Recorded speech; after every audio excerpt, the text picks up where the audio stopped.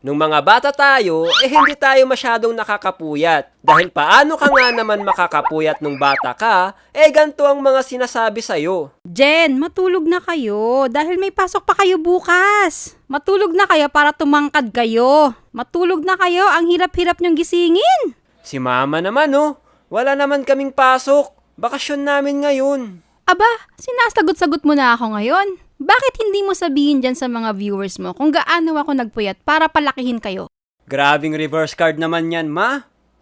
Shout out nga pala sa mga magulang natin na nagpuyat para palakihin tayo. Nagtimpla ng gatas, nagluto ng pagkain, nagpalit ng pampers, pinaypayan tayo para makatulog tayo ng mahimbing, henehele tayo pag umiiyak ng madaling araw, nakikipaglaban sa mga lamok para lang hindi tayo dapuan. So, wag nyo sayangin ang sakripisyo ng magulang nyo, guys. Ha? Maging mabuting anak dapat tayo, okay? Dapat matulog tayo ng maaga. Good night! Isa sa mga puyat moments ko noon, kapag pumupunta kami ng lamay. Alam nyo naman pag lamay, di ba? Tumatagal yan ng 3 araw hanggang 7 araw. Sa lamay, pinapakita ang pakikiramay ng mga kamag-anak, kaibigan at ibang kakilala ng namatay. Nagiging malaking pagtitipon ito hanggang hating gabi. Or minsan nga hanggang madaling araw. Sa lamay, may kantahan, pagmimisa at higit sa lahat, ang isang rason kung bakit ang daming nagpupuyat, ang pasugalan. Hindi ako mahilig sa sugal noon. Nakikinood lang ako, hoping may magbalato sa akin. Pag wala, nakikipagkwentuhan at nakikikanta na lang ako. Sa lamay, parang reunion din, kasi nakikilala mo yung mga iba mong kamag-anak. Hello, gusto mo ng kape? Sige, salamat. Ikaw pala si Jen. Oo, ako nga. Paano mo nalaman pangalan ko? Sinabi kasi ng mama ko, pinsan daw kita, kaya mag-hello daw ako. Ganun? Magkamag-anak pala tayo? Oo, galing pa kami sa malayo, kaya ginabi na kami. Buti, safe kayo nakarating. Kaya nga inaantok na nga ako, buti may kape. Tara, kuha tayo ng kamote, sabay natin sa kape. Tara! Group projects, assignments, quizzes. Ito yung mga bagay na nagpapapuyat sa mga estudyante, lalo na nung panahon namin na walang internet sa bahay. Walang smartphone na pwede kang mag-load para may internet ka. Walang ganon. Kailangan mo pa talaga pumunta sa comshop para mag-research. Naalala ko tuloy yung reaction paper ko noon. Sa sobrang wala akong maisip, isang paragraph lang ang nagawa ko. Tapos nahiya pa akong i-submit. Asus, para namang gumagawa kanyan dati. Shhh!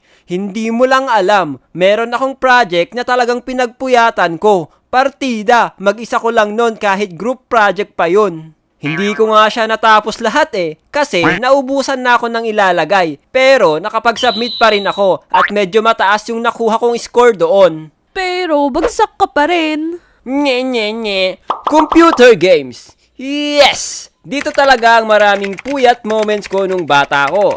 Naging laman ako ng computer shop. Lagi kaming nag-overnight nila Pinya. Yung mga baon namin ay iniipon namin para lang may pang-overnight. Kaya wag nyo kaming tularan, guys. Ano boy? May pang-overnight ka na? Meron na boy. Ano, tara? May kumot na ba tayo? Malamig doon. Meron na boy. Maraming karton doon. Pwede na yun. Kape boy, meron na. Kape? Check men. Kaping matapang to. Hindi tayo aantukin. Cup noodles boy, meron na. Nakakagutom pa naman maglaro. All goods men. May skyflakes pa. Alright, let's go! Boy, magle-level up na ako. Change class na ako nito.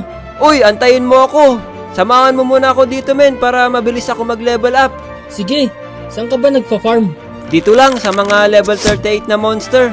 Mahina ang XP dyan. Tara, boost kita. Doon tayo sa level 45 na monster. Sige. Tsaka boss hunt tayo mamaya. Marami daw boss drop ngayon. Tara. May event daw ngayon 7 hours later. Men, ilan na XP mo? 90% na men. Konti na lang. Mag-uumaga na pala. Kaya pa to men. Sige. Sakit na ng mata ko. Ito na. Magle-level up na ako, alright! Alright men, makaka-change job ka na rin. Salamat sa pag-boost boy. Uy! Tapos na overnight nyo! Magsiuwian na kayo! May klase pa kayo! Oh shoot, may pasok pa pala tayo. Tara na men. Ay, oo nga pala. Tara na, wala nang ligo-ligo to. Hehehe. Sa wakas, makakagamit na ako ng malakas na item. Hehehe. Ma-unlock ko na yung mga skills ng character ko. Mr. Jen and Mr. Pinya, bakit kayo natutulog sa klase ko? Mahilig ba kayo manood ng K-drama? Personally, hindi ako fan ng K-drama. Hanggang sa may napanood kami na talagang pinagpuyatan namin ng mga kaibigan ko. Mga men, panoorin natin tong K-drama na to. Anong title niyan? My girlfriend is a gumiho. Ah, Nine-Tailed Fox. Parang Naruto ah. Baka andyan si Kurama. Subukan natin. Baka maganda. Tara, Nine-Tailed Fox daw eh. So, pinanood namin yung My Girlfriend is a Gumiho. Nung nainteresado kami sa kwento, ay hindi na namin ito tinigilan. Next episode, boy! Ano kayang mangyayari? Miho! Bakit mo siya iiwan? Hindi! Bakit pa kasi natin pinanood to? Yung puso ko. Yung puso ko. Sino kasi bumili nito? Nakakawala ng pagkalalaki. Itulog na lang natin to. Mag-uumaga na oh. Hindi ko kaya. Napakasakit. Ganto ba talaga ang mga kwento sa K-drama? Tagos sa puso, men. Matutulog tayong puyat at luhaan nito. Talking stage sa crush mo. Ito yung puyat moments na talagang mag-i-invest ka ng time para mapasagot si crush. Yung tipong mapapagana mo talagang utak mo para lang makaisip ng topic na pwedeng pag-usapan. Hello, good evening Ellie. Gising ka pa? 2 hours later. Hi Jen, SLR. Kakakain ko lang. Bakit? Wala lang. Hehe. May ginagawa ka ba?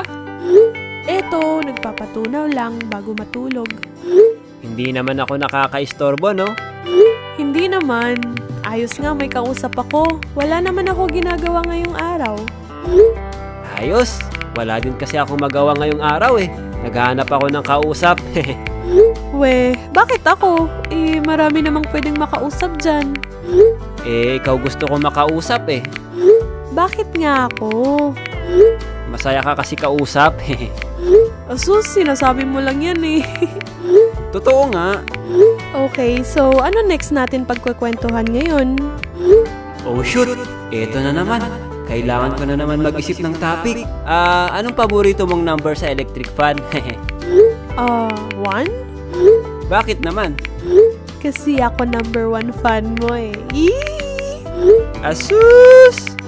Oh, ikaw, ano paborito mong number sa electric fan?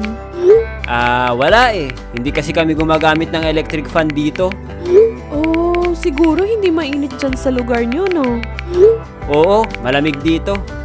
Sarap siguro mamasyal dyan sa inyo. Oo naman. Gusto mo ipasyal kita dito? Sige ba, basta libre mo ko. Hati tayo. Siyempre, hindi lang naman ikaw mamamasyal eh. Ngek, sige. At sila'y nag-usap magdamag hanggang sa naubusan na ng bagong topic si Jen. Huy, ano na, tagal mong mag-reply ha. Mag 10 minutes na.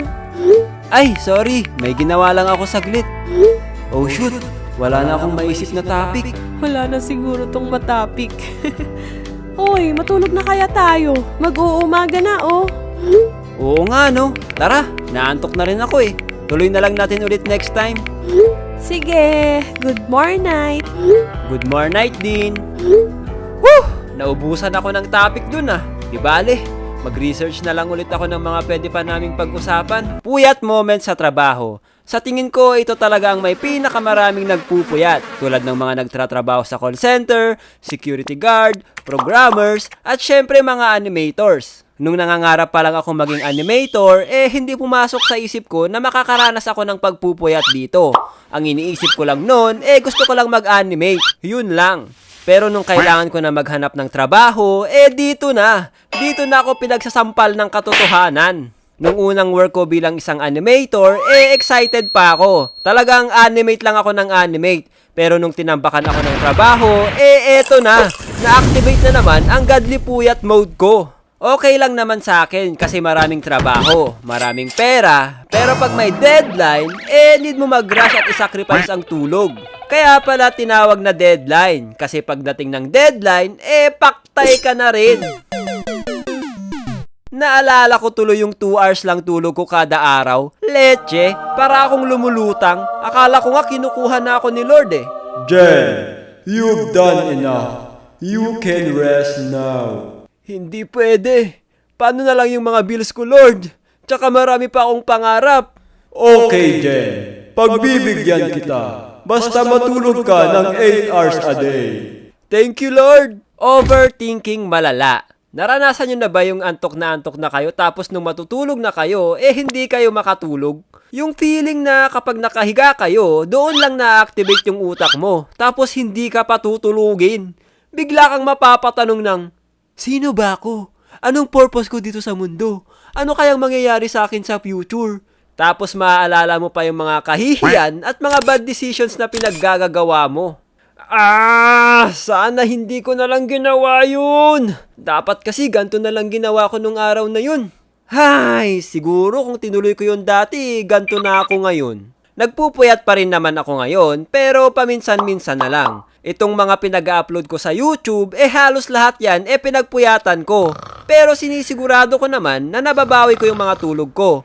Kaya sa mga nagre-re-upload dyan, pahiya naman kayo. Hindi healthy ang pagpupuyat, pero minsan, para sa pangarap, sinasakripisyo natin ang mga tulog natin.